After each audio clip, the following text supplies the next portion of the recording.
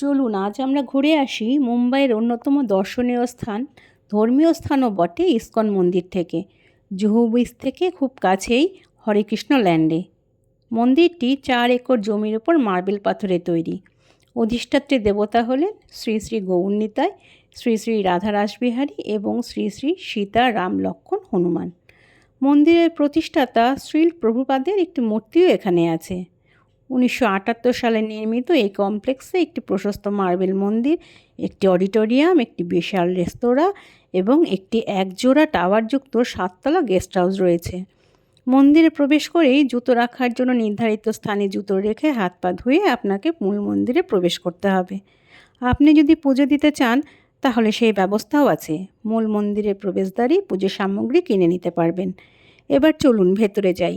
অপূর্ব কারুকাজ করা চারিদিক। মন্দির সকাল 4:30 থেকে 1টা পর্যন্ত, বিকেল 4:15 থেকে 9টা পর্যন্ত খোলা থাকে। মূল মন্দির হলের পাশে বেশ কয়েকটি ডায়োরমা রয়েছে। মূল মন্দির অঙ্গনের একটি অবিচ্ছেদ্য অঙ্গ হল মন্দির প্রাঙ্গণ, যেখানে একটি তুলসী গাছ ও 2 শতাব্দী প্রাচীন গাছ রয়েছে।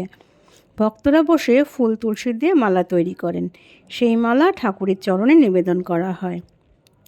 অনেকেই দাঁড়িপাল্লায় বসে নিজের ওজনের সমতুল্য খাবার দান করেন। আপনি চাইলে আপনার ইচ্ছে মতোও দান করতে পারেন। সবই এখানে সানন্দে গ্রহণ করা হয়। প্রত্যেক বেলাতেই পূজা শেষে মহাপ্রসাদ বিতরণ করা হয়। সেখানেও লাইন দিয়ে সুশৃঙ্খলভাবে প্রসাদ গ্রহণ করতে হয়।